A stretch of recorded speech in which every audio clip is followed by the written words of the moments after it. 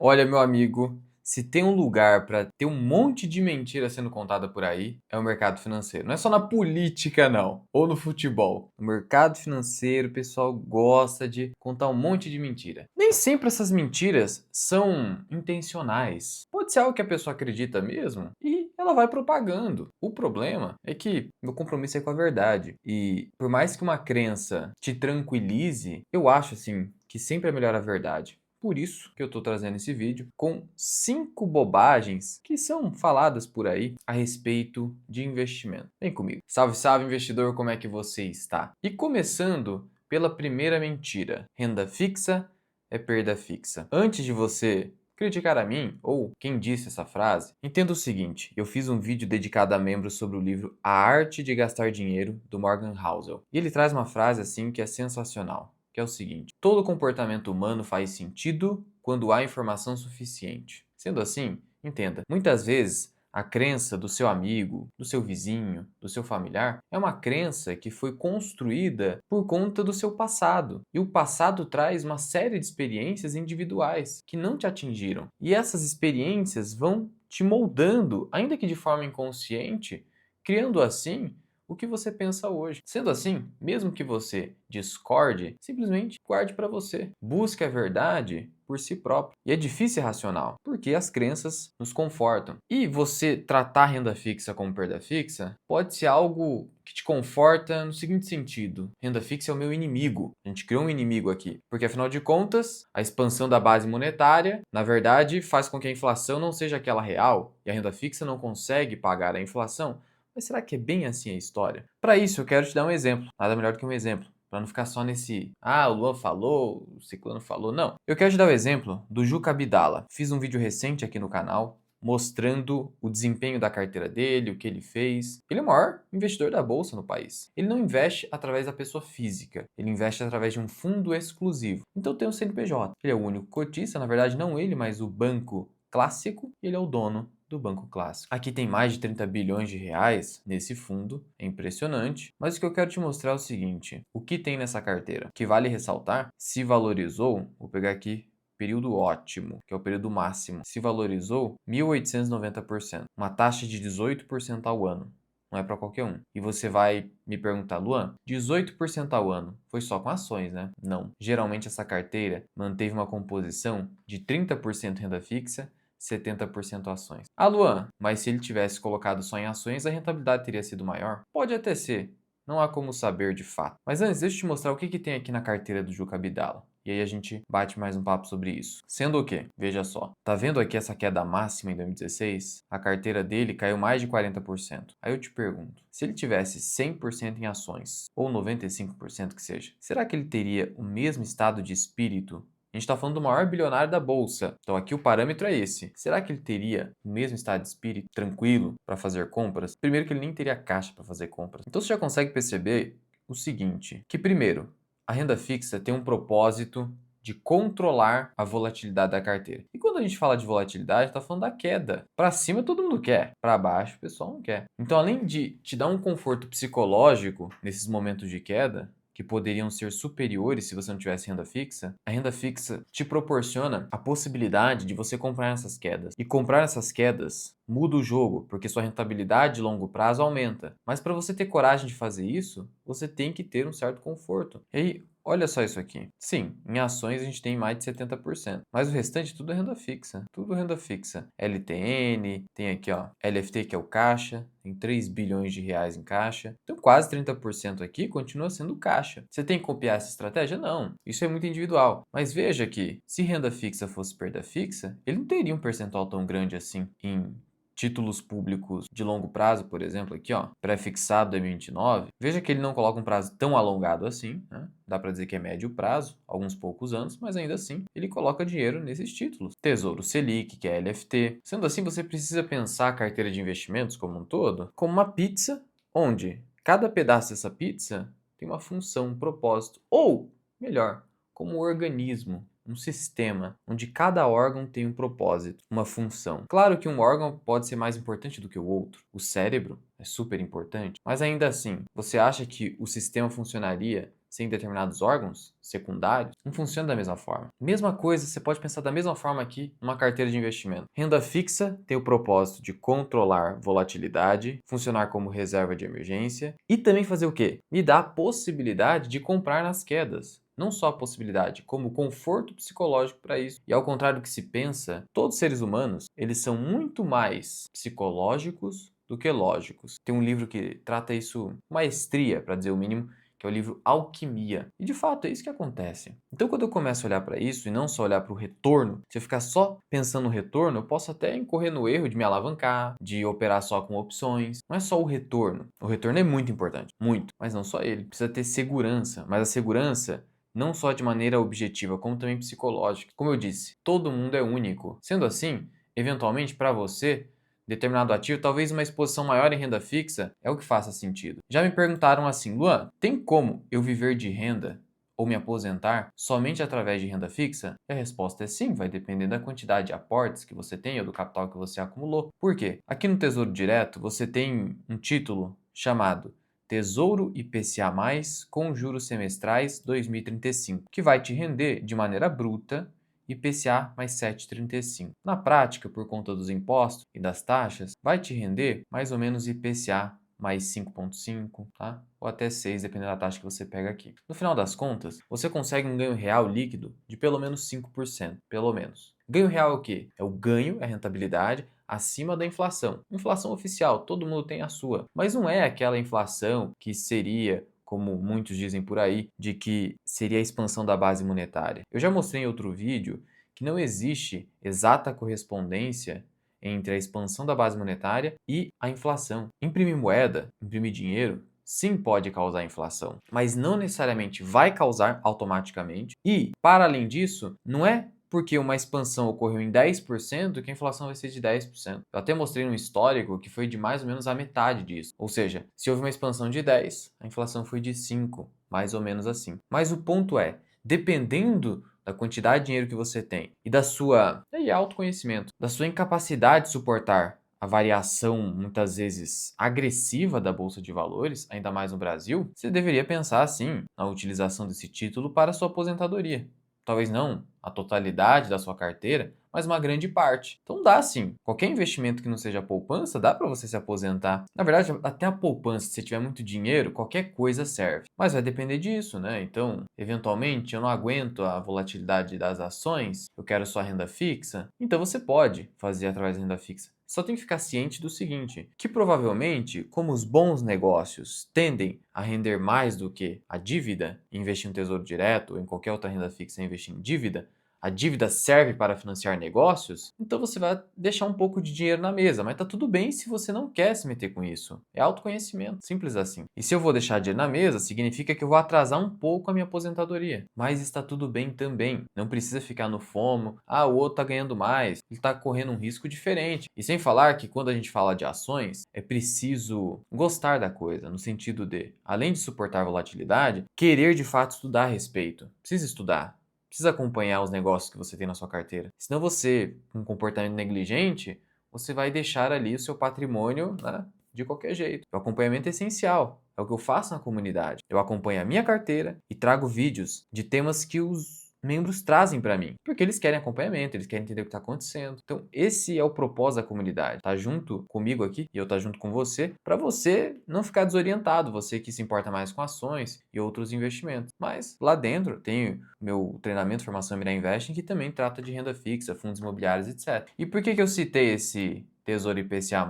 Porque ele te dá um ganho real. Então, se eu tenho uma garantia de ganho real, significa que eu posso me aposentar. O risco de inflação, pelo menos a oficial, ele foi eliminado através de um investimento como esse. É só a questão de que pode demorar mais do que se eu tivesse posição a ações. Ainda note que eu peguei aqui o Ibovespa, mas eu só quero te mostrar a comparação entre CDI e IPCA. Nos últimos 10 anos, o CDI conseguiu bater fácil o IPCA. Nos últimos 5 anos também e nos últimos 2 anos também. E CDI é o indicador mais importante da renda fixa no Brasil. E ele consegue vencer a inflação oficial. Então, mesmo que eu esteja exposto apenas ao CDI, é muito provável que você consiga também se aposentar, porque você vai ter ganho real. É só preciso ter planejamento e entender que pode ter um certo atraso, porque eu não quis me expor a ações. Então, aqui está o dado, não é achismo. Então, a renda fixa não é perda fixa. Eu não estou perdendo dinheiro. Eu não estou tendo rentabilidade negativa. Eu estou ganhando a inflação oficial. Ah, mas a minha inflação pessoal é 20%. Mas aí nem com ações você vai conseguir, se é 20%. E provavelmente a sua inflação está assim de maneira temporária. Talvez você esteja gastando muito, não sei, isso tem que olhar. Não é assim que funciona. Se o IPCA é uns 5, 6%, a sua inflação deveria ser no máximo 50% acima disso. Senão pode ter coisa errada. Claro, tem que olhar, tem que olhar. Até 10% de inflação individual dá para aceitar, se a inflação oficial estiver em 5, 6. Mas se for esse o caso, aí você pode ter um pouco de dificuldade da inflação. Mas veja, você tem o IPCA+, como eu falei. Então dá. Até porque quando a inflação está muito alta no país, o que o Banco Central faz? Aumenta o juro. E quando eu aumento o juro, eu reduzo a inflação. Então você tem uma força estatal indo contra a inflação nesses momentos. E é uma força estatal que vai elevar o rendimento da renda fixa. Então não é perda fixa. Eu posso perder numa janela de tempo de 1 ano, 2 anos, isso pode acontecer, mas no longuíssimo prazo a renda fixa no Brasil foi praticamente imbatível, foi muito difícil, foi um oponente extremamente desafiador para qualquer fundo de investimento, investidor, etc. E veja que o olhar de curto prazo pode sair pela culatra, que aí o cara fala, ah, nesse período a renda fixa perdeu. Mas se eu ficar com essa lógica de curto prazo, Bitcoin nesse ano perdeu de tudo, caiu 17% em reais. Mas por conta dessa queda é ruim? Não, uma correção de mercado, afinal, ano passado subiu muito. Mas aí o cara às vezes vai defender o Bitcoin falando só Bitcoin é investimento, um investimento que cai num ano? Ah, mas é curto prazo. Verdade, é curto prazo, então não vale de nada. A história tem que ser analisada com prazo mais longo. Assim como o cara fala, ah, pega o prazo mais longo do Bitcoin e deu muito retorno. Sim, mas assim como empresas, boas empresas, a própria renda fixa no Brasil. Então, cuidado com radicalismo. Toda unanimidade geralmente é burra, como diz Nelson Rodrigues, e você deveria pensar dessa forma. Você vai ganhar mais dinheiro pensando dessa forma. A segunda bobagem, e essa é velha, dividendo não importa. Para refutar essa afirmação, eu trouxe aqui o IDIV, famoso índice de dividendos da B3. Lembrando que um índice é uma carteira de ações, mas ela é teórica, ela não existe de verdade, montada pela B3 aqui nesse caso, e serve para a gente acompanhar o desempenho de uma carteira teórica. Mas existem os ETFs, que são os fundos de investimento, que copiam essas carteiras, colocam os mesmos ativos, fazem o mesmo rebalanceamento automático, e o IDIV é um desses índices focado em empresas de dividendos. Então aqui diz respeito a empresas que pagam mais dividendos. E quando a gente olha o histórico, vamos lá, 10 anos. Vamos comparar com o Ibovespa, que não usa como fator dividendo na hora de criar o índice. Olha só, IDIV em 10 anos, 450%. CDI 140 alguma coisa e Ibovespa 200 e alguma coisa. Então, quer dizer, o IDIV gerou excesso de retorno, gerou alfa, que é a linguagem dos fundos de investimento. 5 anos,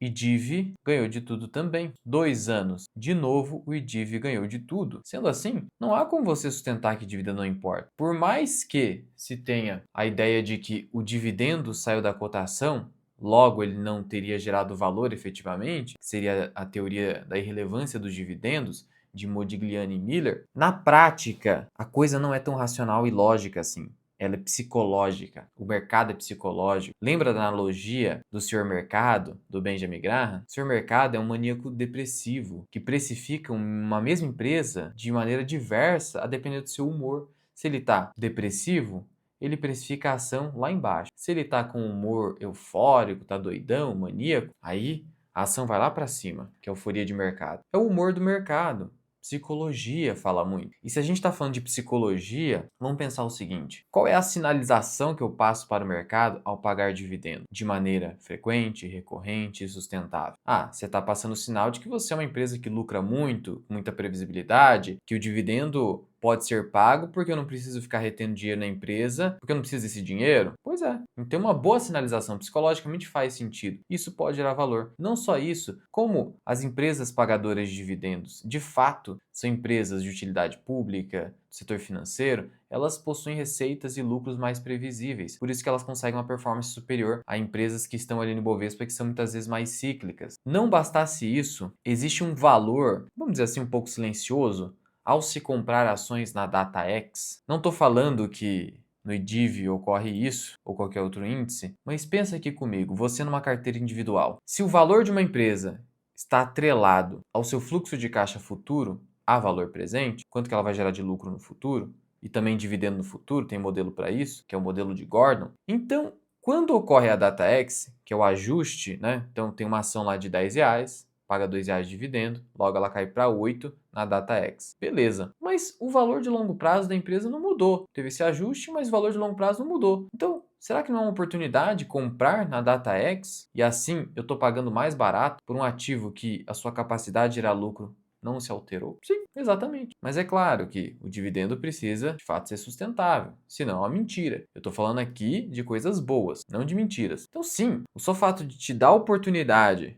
Tem uma empresa que paga dividendos recorrentemente, em grande volume eventualmente. Tem muitas datas X. E aí esses momentos são bem oportunos para aportes, por conta do ajuste. Além de tudo, já aconteceu da empresa abrir data X e depois recuperar rapidamente a cotação, porque o valor de longo prazo não se alterou. Então é um mito, tá aqui a prova, e ainda tem a questão da data X. Um terceiro mito diz respeito a fundo de investimento. Ah, todo fundo de investimento é ruim. Isso não é verdade. Existem fundos de investimento muito bons, só que muitas vezes você não tem acesso. Inclusive fundos de ações. Fundo da Guepardo, por exemplo. Pessoal muito competente, com um retorno histórico excelente. Fundo de renda fixa, você tem fundo DI, que você coloca ali o dinheiro, todo o dinheiro está investido em Selic e muitas vezes você nem paga taxa de administração porque a corretora te ajuda nesse sentido. Como que isso é ruim? Então, assim, você tem uma indústria de fundos que é difícil, isso realmente é verdadeiro. A maioria não vai prestar de fato, mas existem exceções. E sabendo fazer a filtragem, você pode encontrar alguma coisa que faça sentido. Por exemplo, lá na área de membros, eu tenho um pouco de dinheiro no fundo DI, que serve para eu movimentar facilmente ali, sem pagar taxa de administração. Ah, mas tem o Come Cotas, mas assim, foi muito próximo do que eu ganharia num Selic ali, no Tesouro Selic, mas fácil de movimentar, fundo D0. Então, alguns fazem sentido sim, só queria desmistificar um pouco disso, porque se eu tenho um fundo que investe integralmente em Selic, não pago taxa de administração e muitas vezes eu fico equivalente, mesmo com o Come Cotas,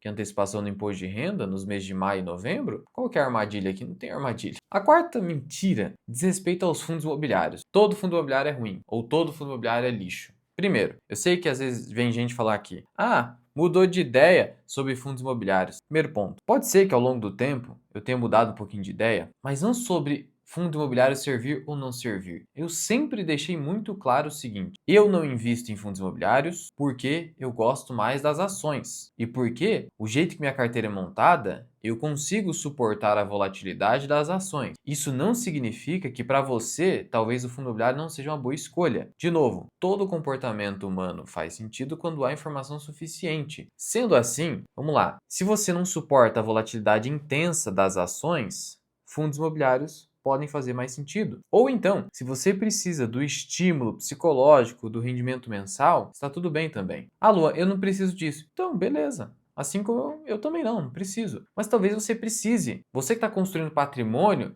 talvez você queira a recompensa ali, porque tem pessoas que aguentam mais o tranco sem recompensa imediata. E tem pessoas que não. Cada um é único. Então, de novo, fundo imobiliário é uma questão de menor volatilidade e também do rendimento mensal, que às vezes te ajuda, psicologicamente falando. A renda fixa também te ajuda nesse sentido, mas não paga esse rendimento mensal isento. Às vezes eu preciso desse rendimento não só pelo aspecto psicológico, mas também porque eu quero pagar conta com isso, sabe? Não é só racional. No passado eu cometi esse erro, sim, de pensar que, é tudo só racional, só tem que ser preto no branco, porque esse é o jeito certo. Não, de fato, como o ser humano é muito psicológico, isso deve ser levado em consideração na construção do seu portfólio. Além de tudo, eu peguei aqui dois exemplos de fundos imobiliários, só são exemplos, não é nenhuma recomendação, mas o HGRU, ele venceu o IFIX em 10 anos? Venceu. Fez 114% contra 85% do CDI e 75% do IFIX. Em 5 anos venceu? Aí já fica mais difícil, né? Em 5 anos, quase nada aí de fundo imobiliário venceu o CDI a não ser fundos de papel. Que daí, né, você está falando de dívida. Em 2 anos também não. O CDI foi imbatível nesses últimos 5 anos, exceto para ações, individualmente falando. Mais longo prazo, que é o que realmente importa, fundo imobiliário, sim, pode bater. Mas é aí que tá também. Vou pegar outro exemplo aqui, HGBS, fundo bem antigo, de shopping center, também em 10 anos conseguiu ganhar. Em menor prazo, também não ganhou, tá? Isso fez parte dos fundos imobiliários de tijolos nesses últimos 2 anos. Mas aí é que está o grande ponto. A pessoa que investe em fundo imobiliário, ela precisa saber que dificilmente ela vai ter retornos tão altos quanto ela poderia ter investindo só em ações, ou majoritariamente em ações. E geralmente ela sabe disso. Ela sabe que ela está trocando esse potencial de retorno superior por rendimento mensal, que ela precisa para continuar aportando, para se sentir estimulada para continuar. Então, nesse sentido, tranquilo, não tem problema nenhum. Nem por isso os fundos imobiliários são ruins. Eles só servem a outro propósito. Lembra do organismo? Aqui o propósito é gerar fluxo de renda mensal e reduzir um pouco a volatilidade. Para determinados organismos, eu não preciso disso. Às vezes só a renda fixa serve, mas para outros eu quero isso aqui. Ou eu gosto de imóveis, gostar também tem a ver, porque se eu gosto do que eu estou fazendo, tem mais chance de eu continuar fazendo. Se eu não gosto, eu posso parar no meio do caminho. Então, se eu gosto de fundo imobiliário, eu gosto dos imóveis, e isso me faz querer continuar investindo, isso vai ser muito melhor para a construção da minha carteira do que se eu tivesse forçando só investir em ações e eu parar no meio do caminho, eu não gostar, ficar com medo, perder o sono, tudo isso é importante. Por último, aí eu peguei aqui VEG, foi bem emblemático esse exemplo em 2025. Volatilidade é risco. Isso Buffett desmistifica, junto com Charlie Munger, a teoria moderna do portfólio, que é amplamente dominante nas academias e também entre a maioria dos investidores. Volatilidade igual a risco. Isso não é verdade.